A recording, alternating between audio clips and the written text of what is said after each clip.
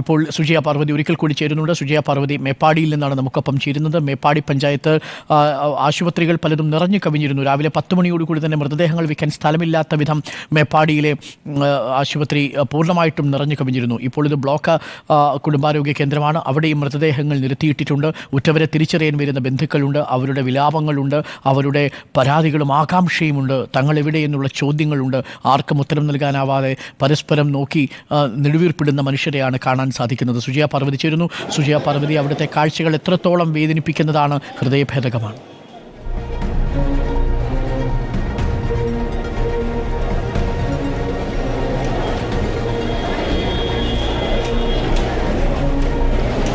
Doctor Arun, നമുക്ക് വാക്കുകൾ കൊണ്ട് വരച്ചിടാൻ കഴിയാത്ത വണ്ണം വേദന തളം കിട്ടിയ മുഖങ്ങളുമായാണ് ഇവിടെ എത്തുന്ന മനുഷ്യരൊക്കെ നിൽക്കുന്നത്. ഉറ്റവരെവിടെയാണെന്നറിയില്ല, ഇനി ചോദിക്കാൻ ഒരിടവും ബാക്കിയില്ല. പുലർച്ചെയുണ്ടായ ഉരുൾപൊട്ടൽ, എല്ലാവരും ഉറങ്ങിക്കിടക്കുമ്പോഴാണ് ഉരുൾപൊട്ടൽ സംഭവിച്ചത്. ഉറക്കം വിട്ട് ഉണർന്നവർ പുറത്ത് ശബ്ദം കേട്ട് നോക്കുമ്പോൾ ഉരുൾപൊട്ടി വരുന്നത് കണ്ട് എടുത്ത് ഓടിയ ആളുകൾ, അവർ മാത്രമാണ് ഇതിൽ നിന്ന് രക്ഷപ്പെട്ടിട്ടുള്ളത്.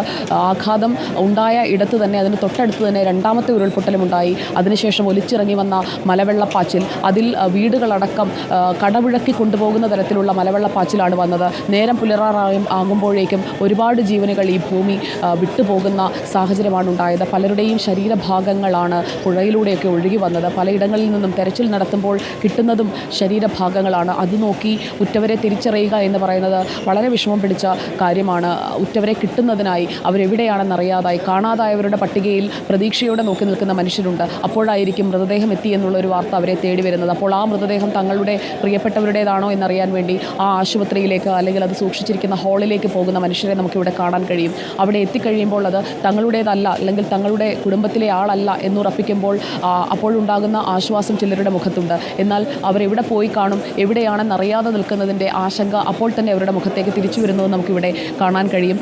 ഇവിടെ ഇപ്പോൾ ദുരിതാശ്വാസ ക്യാമ്പ് പ്രവർത്തിക്കുന്നുണ്ട്. ഒപ്പം തന്നെ മൃതദേഹം എത്തിക്കുന്ന കേന്ദ്രവുമാണ്. 60 മൃതദേഹങ്ങളാണ് ഇതുവരെ ഇവിടെ എത്തിച്ചത്. ശരീരഭാഗങ്ങളും ഇവിടെ എത്തിച്ചിട്ടുണ്ട്. അവയൊക്കെ തിരിച്ചറിയുന്നതിനുള്ള ക്രമീകരണങ്ങൾ നടന്നു വരികയാണ്. 40-ലധികം പേരെ തിരിച്ചറിയാൻ കഴിഞ്ഞിട്ടുണ്ട്. എങ്കിലും ഇപ്പോഴും തിരിച്ചറിയാത്ത 15ഓളം മൃതദേഹം ഇവിടെയുണ്ട് എന്നതാണ് വസ്തുത. എല്ലാവരും എത്തുന്നു, നോക്കുന്നു, തങ്ങളുടെ വീട്ടിലെ ആളല്ല എന്ന് ഉറപ്പിക്കുന്നു, മടങ്ങുന്നു. അതാണ് നമ്മൾ കണ്ടുകൊണ്ടിരിക്കുന്ന കാഴ്ച. അവിടെ എത്തുന്ന മനുഷ്യർ ഇനി എവിടെയാണ് തിരയേണ്ടത്, ഇനി അടുത്തത് എങ്ങോട്ടാണ് പോകേണ്ടത് സാർ എന്ന് ചോദിച്ചു നിൽക്കുന്ന മനുഷ്യരെയും നമുക്ക് കാണാം. നിസ്സഹായതയാണ് ഡോക്ടർ അരുൺ. ഇവിടെ എല്ലാവരുടെയും മുഖത്ത് കാണുന്ന വികാരം സങ്കടവും നിസ്സഹായതയുമാണ്. എവിടെ പോയി തിരയണമെന്നറിയില്ല.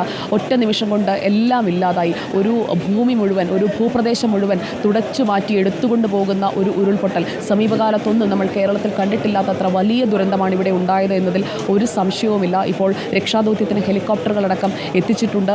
അതുപയോഗിച്ചുകൊണ്ടുള്ള എയർലിഫ്റ്റിംഗ് അടക്കമുള്ള കാര്യങ്ങൾ സാധ്യമാക്കാൻ ശ്രമിക്കുന്നു. അപ്പോഴും പലയിടങ്ങളിലും കുടുങ്ങിക്കിടന്ന മനുഷ്യരെ രക്ഷിക്കുമ്പോഴാണ് അവിടെ ഉണ്ടായിരുന്ന പലരെയും കാണാനില്ല എന്നുള്ള വിവരമറിയുന്നത്. അവർ എവിടെയാണ് പെട്ടുപോയത്, അവരെ എവിടെയാണ് കാണാതെ ആയത് തുടങ്ങിയ കാര്യങ്ങളിലൊന്നും ഒരു നിശ്ചയവുമില്ല.